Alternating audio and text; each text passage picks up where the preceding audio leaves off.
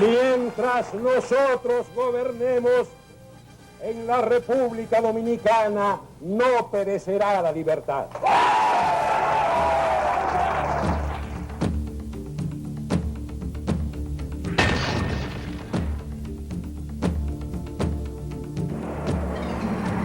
Es mayo del 61 en República Dominicana. El tirano Rafael Leónidas Trujillo ha caído y aunque le sustituye su hijo Ramfis, los remanentes de la era duran poco. En noviembre de ese mismo año, abandona para siempre el país junto a su familia, quedando Joaquín Balaguer a la cabeza del Estado. Corren días de intensa agitación social y política. Las fuerzas conservadoras se fabrican un Consejo de Estado a la medida. Este, junto a Balaguer, dirige la cosa pública efímeramente. Las masas populares, buscando un cambio, exigen la renuncia de quienes consideran continuadores del trujillismo sin Trujillo. El Parque Independencia es escenario de su decisión.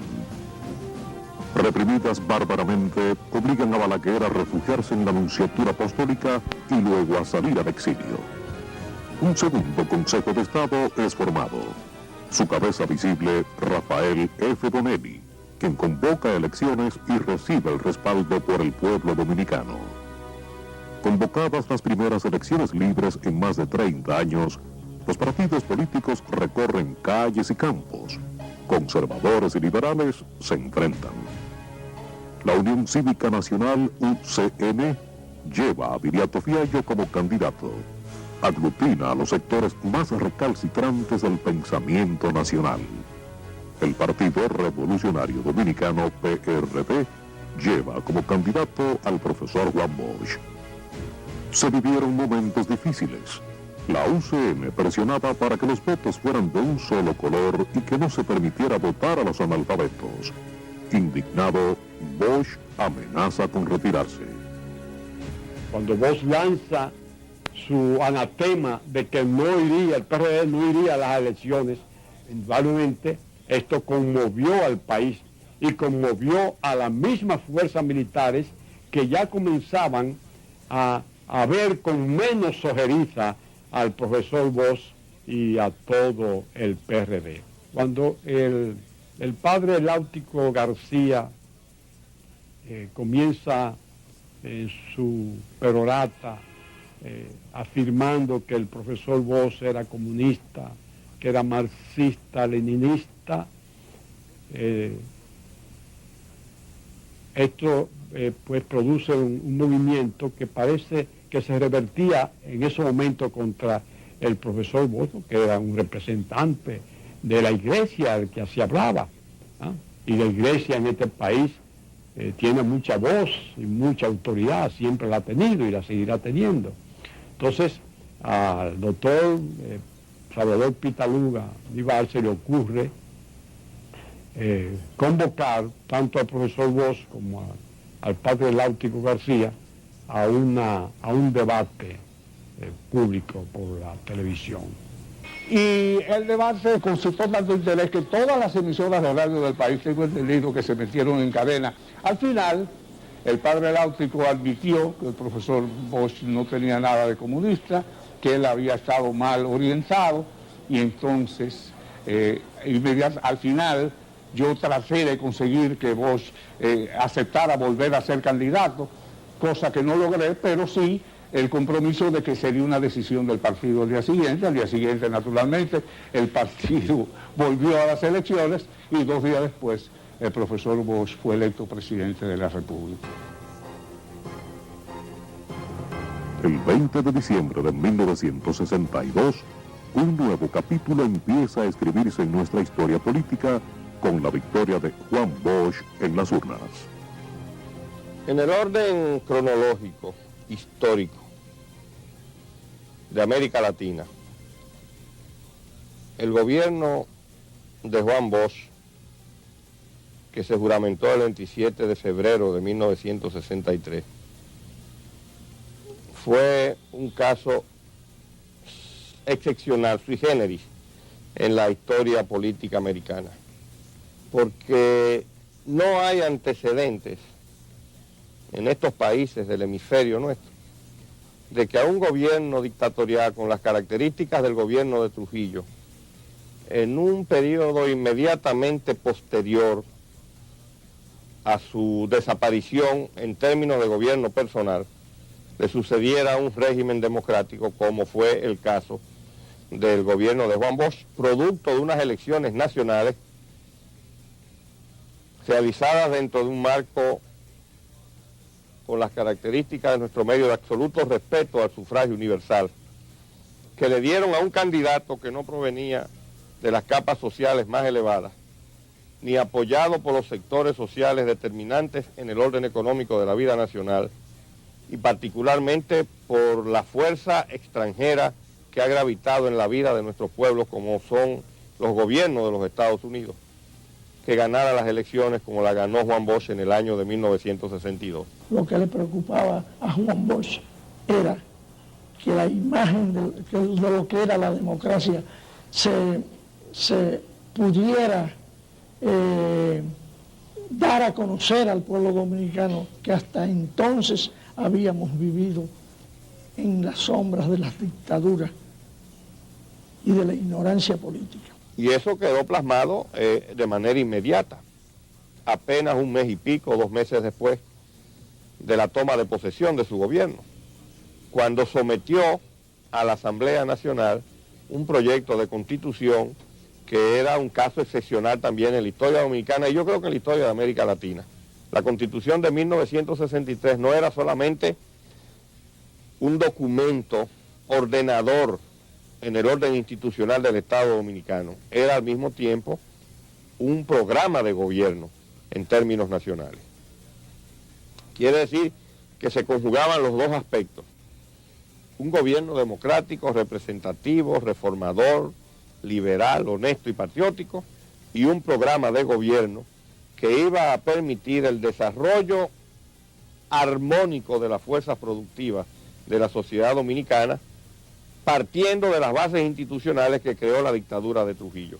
Básicamente, nuestra Constitución, aparte de consagrar los principios democráticos del país, lo que sí era precisamente preocuparse porque las clases más pobres, más necesitadas de nuestro país, pudieran tener participación en la economía del país, de tal modo que pudiera ser realmente una constitución verdaderamente democrática. Mientras el profesor Bosch se juramentaba en el Congreso Nacional como presidente de la República, los cívicos se juramentaban como conspiradores. Los políticos cívicos, a pesar de haber sido derrotados, no aceptaron el gobierno de Bosch, y yo pienso que desde el mismo momento en que perdieron las elecciones, empezaron a concebir mecanismos para impedir su toma de posesión y luego su derrocamiento. Pero hubo otras causas que ya eran externas al país. Yo recuerdo que el profesor Bosch dio en una oportunidad una declaración relatando el encuentro que él sostuvo con el entonces presidente John Kennedy, cuando el profesor Bosch era todavía presidente electo, y cuando él le dijo al presidente Kennedy que tenía la intención de anular la concesión que se le había hecho a la ESO Standard Oil para instalar la refinería de petróleo en la República Dominicana.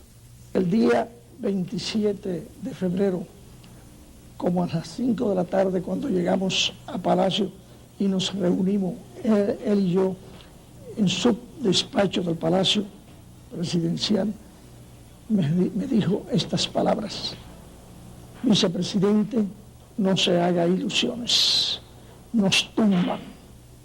De modo que nosotros, los que nos queda por hacer, es que el tiempo que duremos, sea largo o sea corto, dar una demostración de lo que es la democracia para que el pueblo dominicano la conozca y esté en capacidad de luchar por ella. Yo creo que esas palabras son lo suficientemente claras y explícitas para demostrar su condición de demócrata. Algunas medidas tomadas por el nuevo gobierno que atentaban contra los intereses de dichos sectores fueron caldo de cultivo para que prosperara la insubordinación contra el gobierno legalmente constituido.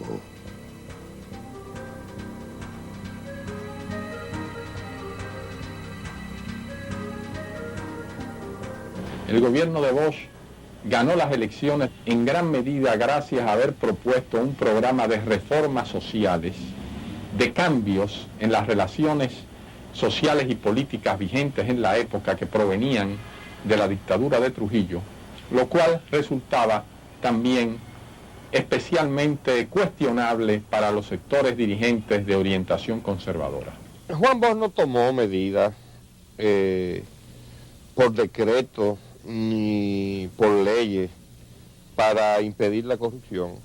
Juan Bosch dio instrucciones para que se renunciara al cobro del 10%, para que la maquinaria del Estado y los funcionarios del Estado hicieran negocios particulares, y la Constitución de la República establecía inclusive la degradación civil por acto de corrupción. Don Juan tomó decisiones como jefe de gobierno. Él impuso, con su conducta como jefe de gobierno, como presidente de la República, esta figura avalada por un prestigio internacional, uno de los más grandes escritores de la lengua española, de un arte o de un género tan difícil como el cuento, respetado en México, en Venezuela, en Cuba, en los Estados Unidos, conocido en Europa, no lo era tanto como lo es ahora o como lo fue después, impuso con su estilo, un estilo realmente ejemplar como jefe de gobierno, y estableció las normas que deben regir una sociedad organizada. Desde luego, hubo personas que se sintieron molestas con eso. Designó funcionarios públicos honestos en su casi totalidad. No voy a decir que la corrupción quedó erradicada, pero fue limitada, fue reducida a una mínima expresión, porque el primer ejemplo lo daba el presidente de la República. Se ha dicho en innumerables ocasiones que Bosch debió haber tomado medidas en el momento de la toma de posesión acerca de los jefes militares, hacer cambios en las fuerzas militares, y que el no haberlo hecho fue lo que condujo en definitiva al golpe militar. Lo que sucedió fue que un sector de la jefatura de esas Fuerzas Armadas se corrompió y fue penetrada y adoctrinada y manejada por los delegados, por los agentes militares y políticos de los Estados Unidos. Un hecho muy interesante que yo debo mencionar aquí, de la visita del profesor Bosch al presidente Kennedy. El profesor Bosch regresó muy contento de su entrevista con el presidente Kennedy. Él sentía una gran admiración por el presidente Kennedy. Nos dijo que el presidente Kennedy le había solicitado, en presencia del secretario de Defensa de los Estados Unidos, que no cancelara, que no sustituyera y que no declarara en retiro a ningún militar, ningún alto militar de lo que hasta en ese momento estaban en las Fuerzas Armadas.